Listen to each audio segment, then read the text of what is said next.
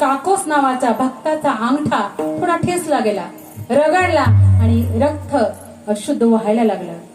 तेव्हा पाहिलं बाकीच्या लोकांनी, भक्तजनांनी म्हणतात काकोसचा अंगठा रगडला, रक्त व्हायला लागलं. त्याला दुःख झालं, जखम झाली. त्यांनी काय उत्तर द्यावं त्या भक्ताने? भगवंत जवळच होते. तो काय म्हणते, काकोस हा अंगठा माझा नाही, हे शरीर माझं नाही, हे शरीर माझ्या देवाचं आहे, हा अंगठा देवाचा आहे आणि हे रक्त सुद्धा देवाचं आहे आणि दुःख सुद्धा देवाचं आहे, माझं काहीच नाही. अशी भावना आपली झाली पाहिजे, तर भगवंत आपल्या अंतःकरणात बसतो आणि आपल्याला प्राप्त होतो, विनाकारण होऊ शकत नाही.